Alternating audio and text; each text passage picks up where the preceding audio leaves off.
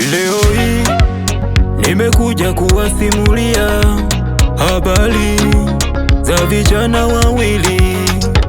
Leo hii nimekuja kuwasimulia habari za vijana wawili.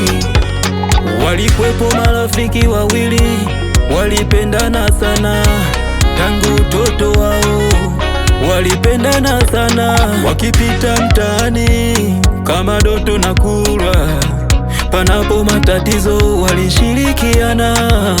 Nazo siku zikapita, miaka nayo ikaenda, wakawa wakubwa nao wanajitegemea. Yule mmoja alipata kazi, yule mwingine hakupata kazi. Asiye na kazi alipata mke, yule mwenye kazi hakuwa na mke. Yule mwenye kazi alitamani mke wa mwenzie, asiye na kazi hakupenda kazi ya mwenzie. Hapo ndipo shida ilipoanzia, matatizo kujiinua. Hapo ndipo shida ilipoanzia, matatizo kujiinua. Unakesha kanisani kumkanyaga shetani, shetani alifungwa hajaachiliwa bado. Wanaokuroga ni wanadamu wasiopenda mafanikio yako. Unakesha kanisani kumkanyaga shetani, shetani alifungwa hajaachiliwa bado.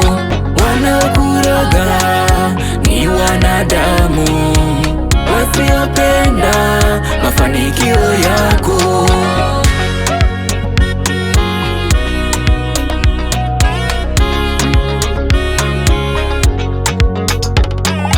Yule mwenye kazi aliwaza moyoni mwake, amuue mwenzie, achukue mke wake. Asiye na kazi aliwaza moyoni mwake, amroge mwenzie, afukuzwe kazi yake. Moyo wa binadamu umetawaliwa na ubinafsi, chuki, tamaa na uchoyo. Kwa sababu hiyo basi ni rahisi kumchukia mwenzako akifanikiwa.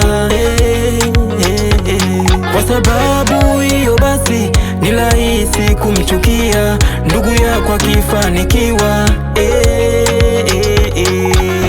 Kikulacho ndugu kinguoni mwako, adui wa mtu ni wale wa nyumbani mwake.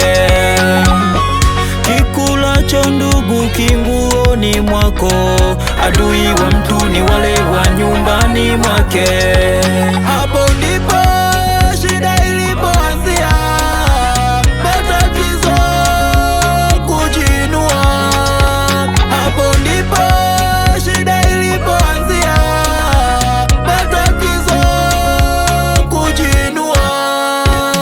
Unakesha kanisani kumkanyaga shetani, shetani alifungwa hajaachiliwa bado.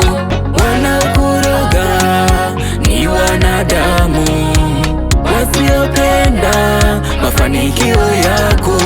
Unakesha kanisani kumkanyaga shetani, shetani alifungwa hajaachiliwa bado.